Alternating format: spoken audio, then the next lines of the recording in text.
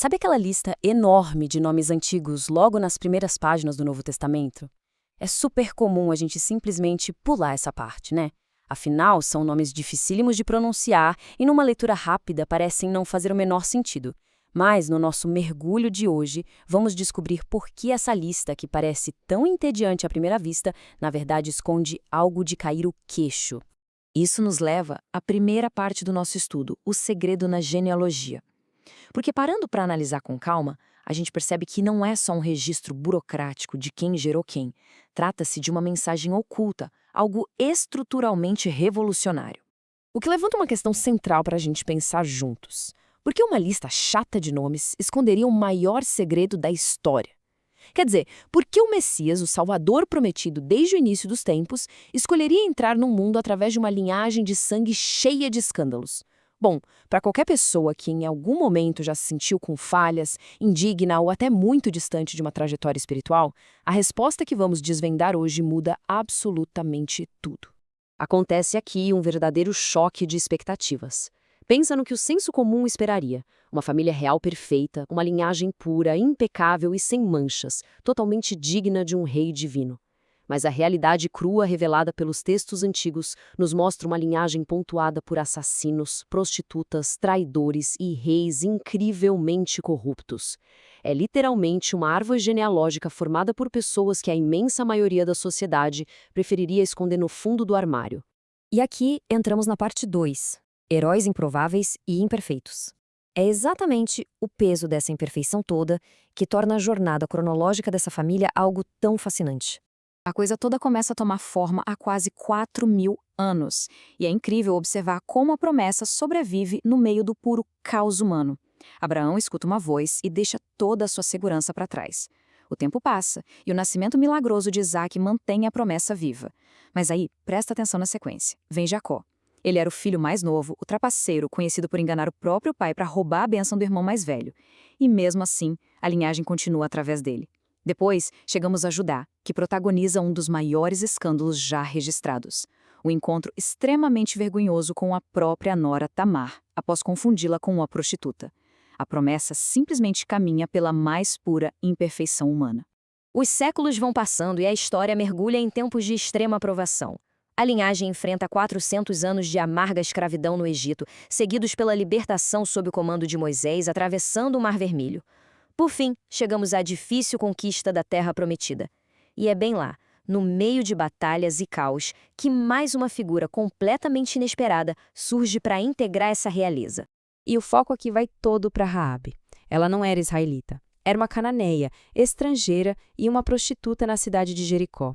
Contudo, ela esconde os espiões de Israel, acredita firmemente na promessa do Deus deles e, por causa dessa fé absurda, é salva e eternizada na genealogia do Messias.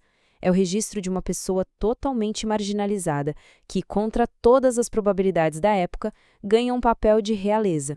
E a linhagem do filho de Raabe nos leva a um dos momentos mais emocionantes dos relatos antigos. Uma frase muito famosa e poderosa que diz: "Onde quer que vás, eu irei.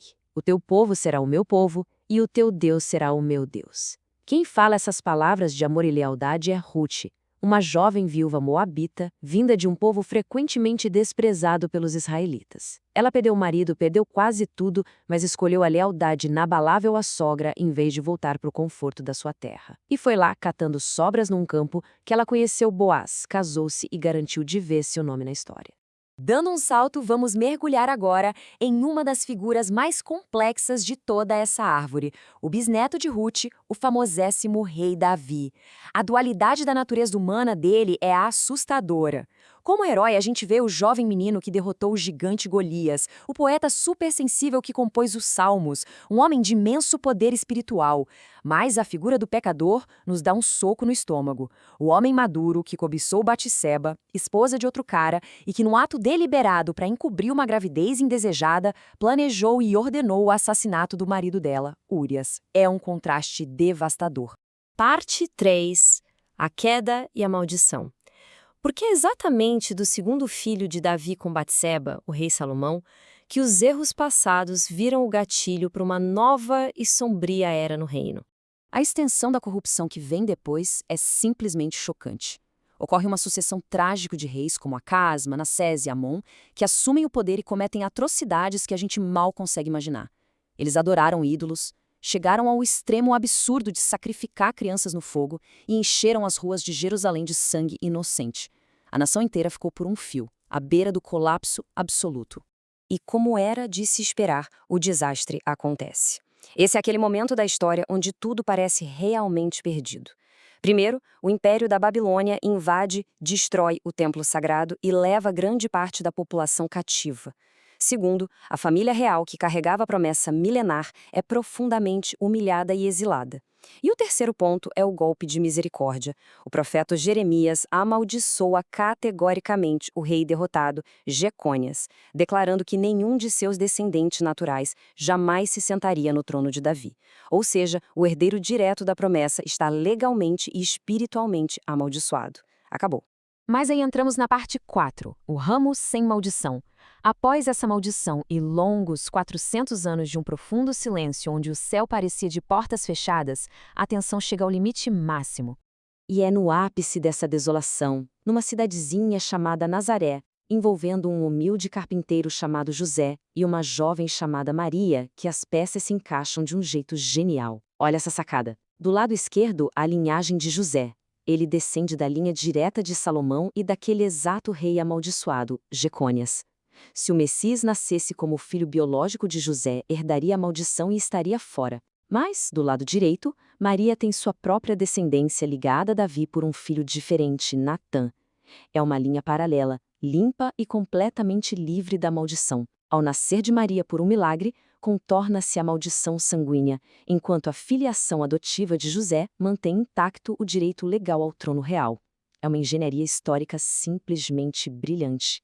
O que nos traz a nossa quinta e última parte, redenção para histórias quebradas.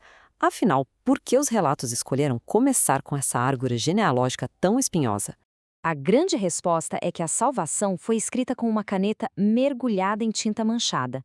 Nenhuma pessoa com falhas, nenhuma estrangeira desprezada ou rei corrompido foi um acidente de percurso. Pelo contrário, eles estavam exatamente onde precisavam estar para tecer essa complexa tapeçaria ao longo dos milênios. E o resultado de tudo isso é profundamente reconfortante, principalmente para qualquer pessoa que já olhou para o próprio passado e se sentiu indigna de buscar um caminho espiritual. O Messias não saiu de uma vitrine impecável e inatingível. Ele veio de uma família incrivelmente real, cheia de feridas abertas, segredos inconfessáveis e muita vergonha.